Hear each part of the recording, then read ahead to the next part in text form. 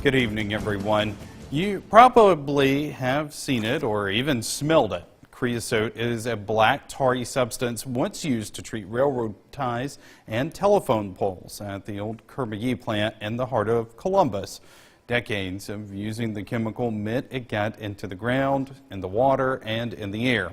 For 17 years, neighbors and community leaders fought to have the plant closed, the land and water cleaned, and for a financial settlement. But as Jory Talley has learned, the fight continues.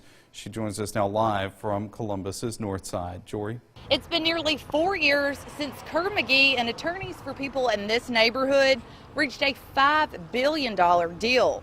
Some of those people, really most of those people, say they have yet to even receive a penny. That's why they're going to soon be marching here right behind me on 14th Avenue North to remind those attorneys who manage the trust fund with that money that they're still here. Here in the backyards of 27th Street North, near the old Kerr-McGee plant, memories linger like ghosts. My son died in 1996 with sarcoidosis, my baby. He was 28 years old. And that's one of the things that comes from this, okay? My mother died with cancer. My father died with lung cancer. My oldest brother died with lung cancer. Both of them worked at Kerr-McGee now, but it was Moss Tie back then. My daughter and I used to come through here, walk through here going to Morningside.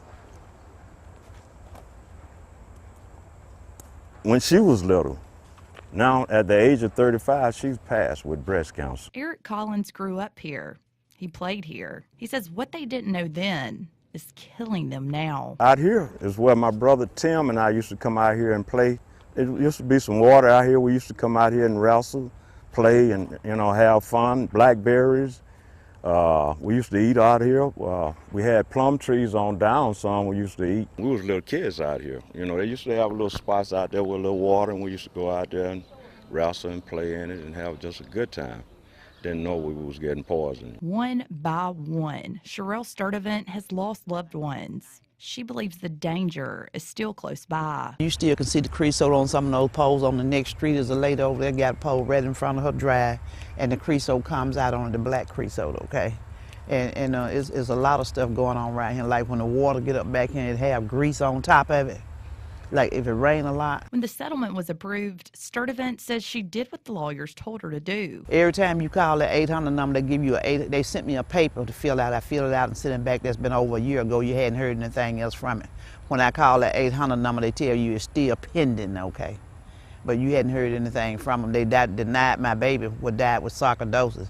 They've denied him 3 times. And she still doesn't have any money. Neither does Collins. While they're up there, with the golden parachute, we sitting around here dying and suffering with cancer and whatever, and not getting a dime. Collins says the number of people making claims against that settlement is 25,000. That's 25,000 individuals that attorneys that manage the fund say they must either vet or approve before any payouts can begin. Reporting live here in Columbus on 14th Avenue North, Jory Talley, WCBI News.